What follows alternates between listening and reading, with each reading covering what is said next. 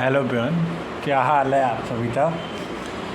तो आज हम लिव इन वर्ल्ड का लेक्चर नंबर 7 स्टार्ट करने जा रहे हैं। पहले ही आज मोटिवेशन है आज का। Everything is easy when you are busy. जब आप बिजी हो तो सारा चीज़ सरल हो जाता है, but nothing is easy when you are lazy. अगर तुम आलसी हो तो कोई चीज़ आसान नहीं होती। इसका मतलब है कि आप नीट की तरफ परीक्षा के लिए एकदम जम के तैयारी करो, फोड़ दो, फिर वो आप बिजी रहेंगे उस लिए। बिजी मतलब आप और कहीं नहीं, जहाँ पे आप जा रहे हैं वहाँ पे बिजी होना है। उस कार्य में, उस लाइन में, जिस फील्ड में जा रहे हैं उस फील्ड का नाम आपको देना है अच्छा सा। चलिए, आज का मोटिवेशन ये है। और मैंने ये लेक्चर ले चुका था। सफलता मात्र एक दिन में नहीं मिलती, किंतु एक दिन सफलता ज़रूर मिलती है। ये हमारा दूसरा मोटिवेशन था। अब चलिए स्टार्ट करते हैं। ये हमने पहला लेक्चर ले चुका है। अगर आपने पहला लेक्चर नहीं देखा है तो आप पहले लेक्चर में जाइए, देखिए, फिर सेकंड लेक्चर में आइए। यहाँ तक हो जाता पूरा।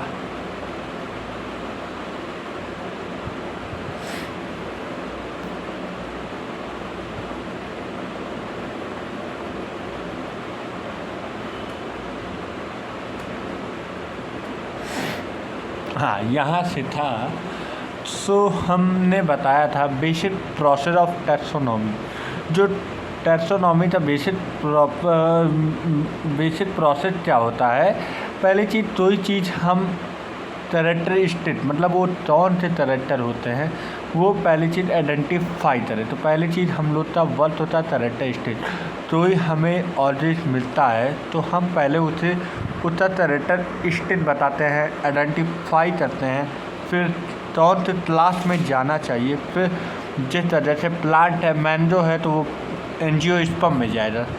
तो क्लासिफिकेशन उसका नाम दिया जाए, मैंगो का एक साइंटिफिक नाम दिया जाए, मैंडीफेरा इंडिका। तो उसका नॉमेनक्लेचर दिया, फिर क्लासिफिकेशन किया गया कि ये एंजियोस्पर्मी होता है। फिर आइडेंटिफाई किया जाए ये मैंगो है, फिर उससे कैरेक्टर तो नापा गया है। अब चलिए इसके आगे था नॉमेनक्लेचर। नॉमेनक्लेचर क्या बताता है। जैसे एनसीईआरटी की लाइनें हैं, बस आप जाते किताब छोड़िए, एनसीईआरटी की लाइनें समझ में आएगी।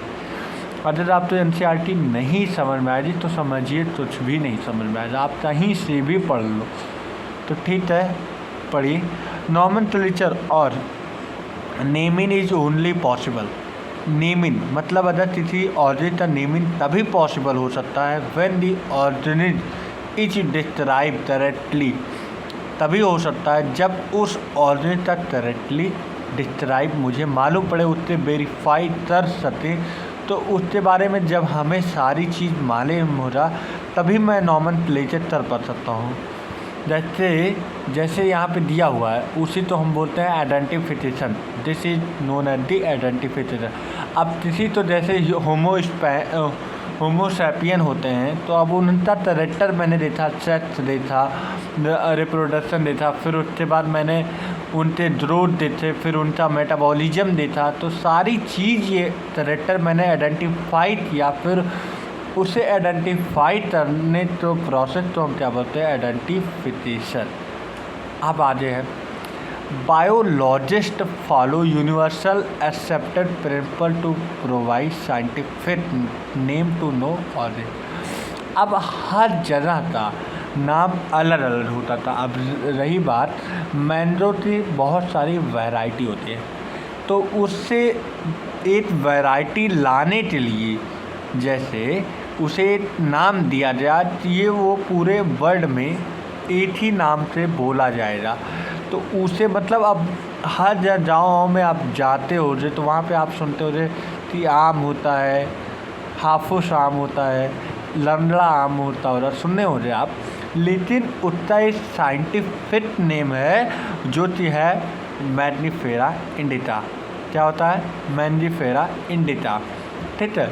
तो उसमें बायोलॉजिस्ट ने एक नाम रखा गया था, साइंटिफिक नाम रखा गया था, जो कि दो चीज़ पे डिपेंड करता था। एक स्पीसीज एपिथेलस और दूसरा जेनरिक नेम, मतलब दूसरी चीज़ एक स्पीसीज पे और एक जीनस। जेनरिक नेम मतलब जीनस नेम, और स्पेसिफिक होता है, इसका मतलब स्पीसीज पे डिपेंड करता है। This system of providing are name which two component is our binomial nomenclature। अब दो कंपोनेंट है, एक जीनस है एक स्पीसीज है, उसी दोनों कंपोनेंट तो बोला जाता है बायनॉमियल नोमेनक्लेचर। मुझे पूरा मालूम है कि आप तो ये क्लियर हो जाएगा। आगे बढ़ते हैं। The naming system given by Carolus Linnaeus. कौन थे? Carolus Linnaeus. ये साइंटिस्ट थे जो ये नोमेनक्लेचर दिए हुए थे, और कैरोलस लीनियस के बारे में मैं पहले भी पढ़ा चुका हूँ। अब इसके बाद उनसे आगे में पूरी जानकारी जाएंगे। आप बायोलॉजिकल क्लासिफिकेशन पढ़ेंगे, फिर इसके बाद उसमें भी बहुत सारी चीज़ें हैं, लेकिन हम लाइन बाय लाइन पढ़ाते हैं। अब biologist all over the world, ये बात कैसे समझते हैं? Let understand example of mango. मैंने बताया था scientific name of mango is written as a Mangifera indica, मैंने ये बोला था। और मैंजीफेरा रिप्रेजेंट दी, देखो मैंने बोला मैंजीफेरा क्या रिप्रेजेंट करता है? जीनस, और इंडिका क्या करता है? स्पीसीज। मतलब मैंने अभी तो बताया था आपको यहाँ पे कि भैया दो चीज़ पे बायोनॉमियल नोमेनक्लेचर डिपेंड करता है, एक जीनस, दूसरा स्पीसीज। अब यहाँ पे बोला लेट अस अंडरस्टैंड, क्या बोले? Let us understand example of mango. The scientific name of mango is written as Mangifera indica. क्या बोले थे कि भैया उसका मैंजो सा साइंटिफिक नेम क्या होता है? Mangifera indica. अब Mangifera represent as the genus and indica represent as the species. चलिए आगे बढ़ते हैं। Rule of nomenclature. नोमेनक्लेचर के क्या रूल होते हैं ये जानते हैं। Biological name are generally in Latin शब्द में होना चाहिए, और लेकिन जब लिखेंगे तो वो इटैलिक शब्द में लिखेंगे। तो दे आर लैटिनिस्ट और ड्राइव फ्रॉम लैटिन इस रिस्पेक्टिव ऑफ देयर ओरिजिन। अच्छा, हम लैटिन ही क्यों लिखते हैं? क्योंकि भैया वहाँ से ही ये लैटिन भाषा की शुरुआत हुई। इससे यह मालूम पड़ता है कि लैटिन की भाषा तो ये रहेगा कि वहाँ से ही ये स्टार्ट हुआ है लैटिन भाषा की। वो अपनी बातों तो हमेशा रखना चाहते हैं, जैसे लैटिन हर जगह शब्द ये कहीं भी पढ़ा जाए तो लैटिन शब्दों में वहाँ से ही स्टार्टिंग हुई है, इसलिए हम लैटिन भाषा का प्रयोग करते हैं। दूसरा, the first word in biological name represent the genus. मैंने अभी बताया था दो चीज़ पे डिपेंड करता है, first is a genus, second is a species, and second component denote the species epithet. ये हो जाए दूसरा, मैंने पढ़ाया हुआ है पीछे। अब सुनिए द लिविंग वर्ड। तीसरा रूल क्या कहता है? Both the word in biological name, दोनों वर्ड बायोलॉजिकल नेम में होनी चाहिए। और जब हम हाथों से लिखें तो हम जैसे मैग्नीफेरा इंडिका तो अलग। अब यहाँ पे देखिए, यहाँ पे मैग्नीफेरा है और यहाँ पे इंडिका है, तो मैग्नीफेरा वर्डों में लिखे और फिर उसके बाद नीचे अंडरलाइन कर दें, और यहाँ पे इंडिका लिखें तो अंडरलाइन करें। और मैग्नीफेरा अलग लिखेंगे, पहले जीनस लिखेंगे, फिर अंडरलाइन करेंगे, फिर स्पीशीज लिखेंगे, फिर अंडरलाइन करेंगे। तो सेपरेटली अंडरलाइन करना है, ठीक है। तो मैंने ये पढ़ा, देखिए अभी बता रहे हैं। तो फिर मैंने बोला first word denoting the genus starting with a capital letter. Fourth point है first word denoting the genus.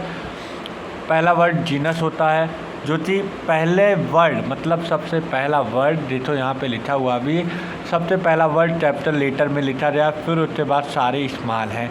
तो फर्स्ट वर्ड जीनस के वो कैपिटल होने चाहिए, बाकी सब स्मॉल होने चाहिए। वाइल दी स्पीसीज एपिथेट में भी स्मॉल होना चाहिए। आई देखो स्मॉल में ही बना हुआ है।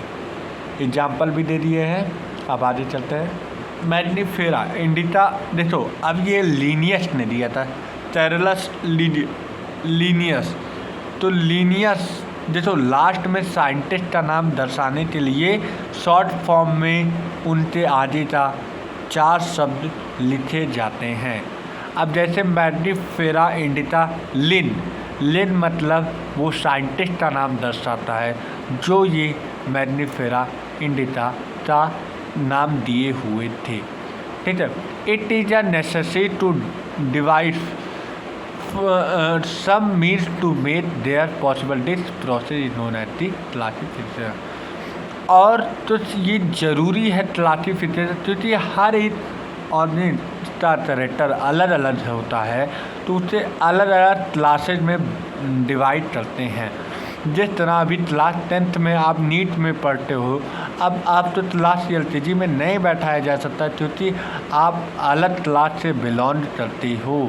तो इस वजह से अपना अपना कैरेक्टर अपने अपने क्लासिफिकेशन दिए जाते हैं। तो इसलिए हमें प्लांट का जैसे मैंगो हो गया वो एंजियोस्पर्म में आता है, तो वो मैं क्लासिफिकेशन उसका एंजियोस्पर्म में ही दूंगा। वो प्लांट में आता है तो प्लांट ही दूंगा। ठीक है। फिर classification is the process by which anything is grouped. उस कैरेक्टर से जितने भी हमें मिले उस ग्रुप में डाल देते हैं, उस क्लासिफिकेशन के ग्रुप में डाल देते हैं। Into convenient category based on the some easily observer character. और ये मैंने क्या बोला, कैरेक्टर पे बेस्ड होता है। ठीक है। जैसे डॉग, कैट, मैमल्स, व्हीट और rice, plant, animal, it are convenient category use to study organ. इन सब तो हम ऑर्गेन तो पढ़ते हैं। This scientific term for the category tetra. NCERT की लाइनें हैं और मैं NCERT की लाइनें यहाँ पे समझा रहा हूँ आपको। और इन सारी चीज़ों तो हम क्या बोलते हैं, tetra. Tetra can indicate category at very different level. Tetra हर कैटेगरी अलग अलग लेवल का होता है। ये तो सिर्फ पूछा गया है। Tetra can indicate category at very different level, ये मीन है at very different level plant also form a tetra. Tetra can indicate category at very different level plant also form a tetra. ये हमारा tetra हो गया। ठीक है। अच्छा, पहले चीज़ हमारा क्या आ गया, kingdom, phylum, class, order, family, genus, species. ये हमारा पूरा डिक्रीजिंग ऑर्डर में हमारा पूरा ये किंगडम आ चुका है। 7 फाइलम पूरा। जैसे कि लाइफ पहले स्टार्ट हुआ, फिर डोमेन बना, तो यहाँ से हम लोग नीचे से पढ़ते हैं हमेशा। स्पीसीज से जीनस बना, जीनस ने इंटरेक्ट किया, फैमिली बनाया, फैमिली ने इंटरेक्ट किया, ऑर्डर बनाया, ऑर्डर ने इंटरेक्ट किया तो क्लास बना, क्लास ने इंटरेक्ट किया तो फाइलम बना, फाइलम ने इंटरेक्ट किया तो किंगडम बना, और किंगडम ने इंटरेक्ट किया तो डोमेन बना, और डोमेन ने इंटरेक्ट किया तो हमारा लाइफ बना। तो हर चीज़ इंटरेक्शन का होता है। जितना आप इंटरेक्ट होते हैं एक दूसरे से उतनी ही गहरी दोस्ती बनती है। तो जब आप अकेले थे इंटरेक्ट किए तो दोस्त बने, दोस्त से इंटरेक्ट किए तो एक पूरा ग्रुप बना, ग्रुप ने इंटरेक्ट किया तो एक पूरे स्कूल से बच्चे बने, फिर स्कूल से बच्चे ने इंटरेक्ट किया एक क्लास बन जाओ, क्लास ने इंटरेक्ट किया एक पूरा स्कूल बना, स्कूल ने इंटरेक्ट किया एक पूरा विद्यालय बना। तो मतलब सारी चीज़ें इंटरेक्शन हुआ। तो तुम भी NCERT से इंटरेक्ट करो, अदर किसी से इंटरेक्ट करोगे तो वो सारी चीज़ें नहीं मिलेगा, लेकिन आप इंटरेक्ट NCERT से करें।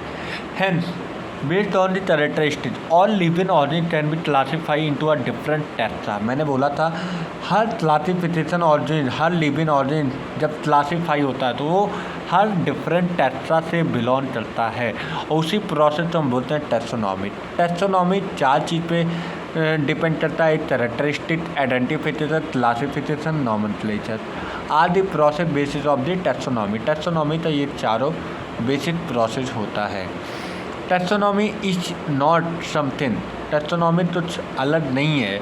New human being have always been interested in knowing more and more about the various kind of origins, particularly with reference to their own use। जैसे कि हम अभी तुम पढ़ोगे बायोलॉजिकल क्लासिफिकेशन, हम लोग तो सबसे पहले जो क्लासिफिकेशन हुआ है, सबसे पहले आदि मानव से मानव जब बने तो हमें क्या क्या चीज़ की ज़रूरत हुई थी।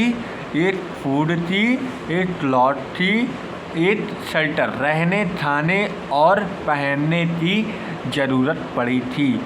तो ये 3 ऐसे इम्पोर्टेंट हैं जो कि टैक्सोनॉमी में इंसर्ट किया गया है और इसी के आगे क्लासिफिकेशन हुआ है। सबसे पहला क्लासिफिकेशन एरिस्टोटल ने किया था। तुमने बायोलॉजिकल क्लासिफिकेशन में जब पढ़ाऊँगा तो वहाँ पे ये सारी चीज़ें डिटेल है। Hence the earliest classification were based on the usage of various organs। पहले रहने और खाने और अथवा इन तीनों के लिए बनाया गया था। फिर उसके बाद human being were since long not only interested in knowing मोर। जो हमारे मानव जीव थे, हमारे मानव जीव, वो इस सब पे इंटरेस्ट नहीं लेते थे, बल्कि about different kind of organisms and their diversity, बल्कि अलग अलग ऑर्गेनिज, अलग अलग डाइवर्सिटी के लिए उन्होंने खोज की और उन्होंने बहुत सारी चीज़ें बताई थी। तो टेरलस लीनियस ने बताया है वर्ड सिस्टमैटिक, ये तो उन्होंने क्लासिफिकेशन दिया है।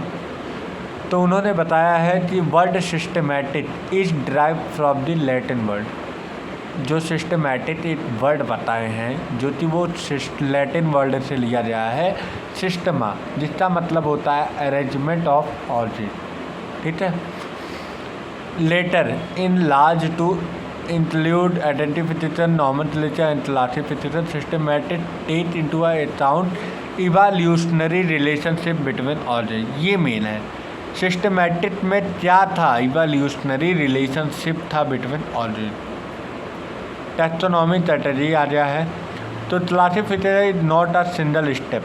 भाई जाहिर सी बात, क्लासिफिकेशन कर लोगे तो वो तो सिंगल स्टेप हो जा नहीं, कैरेक्टरिस्टिक, फिर आइडेंटिफाई, फिर नॉमेनक्लेचर, फिर उसके बाद बहुत से और उस आइडेंटिफिकेशन में, उस क्लासिफिकेशन में तो एक चीज़ तो देखा नहीं जाता, हज़ारों कैरेक्टर होंगे तो हज़ारों से भी तो मैच होने चाहिए उस ग्रुप में। तो एक स्टेप नहीं होता है, involve variety of step in which each step represent a rank, और हर एक स्टेप रैंक तो दर्शाता है, कैटेगरी तो दर्शाता है, टैक्सा तो दर्शाता है। Since the category is a part of overall taxonomy arrangement, it is called taxonomy strategy, and all strategy together constitute a taxonomy hierarchy. Each strategy referred to as the unit of classification in fact represent a rank। हर एक strategy तो हम एक नाम दिया जाए rank, जिसे हम बोलते हैं टैक्सॉन। टैक्सॉन एक सिंगुलर वर्ड होता है और टैक्सा एक प्लूरल वर्ड होता है। चलिए ठीक है, आज के लिए इतना ही, और मैं कल लेक्चर नंबर 3 लाऊंगा, उसमें शायद ये आपका चैप्टर कंप्लीट हो जाए और परसों से बायोलॉजिकल क्लासिफिकेशन स्टार्ट हो जाए। और आपका एम यही होना चाहिए, इतना पढ़ो कि एम्स मिल जाए, लेकिन मेहनत करते जाओ। मेहनत में कोई कमी लाना नहीं, आज मेहनत में लाओगे कमी तो चल जाते दिक्कत होगी, इसलिए जब पढ़ ही रहे हो तो उड़ा ही देना भाई। Thank you for watching me, that for all today.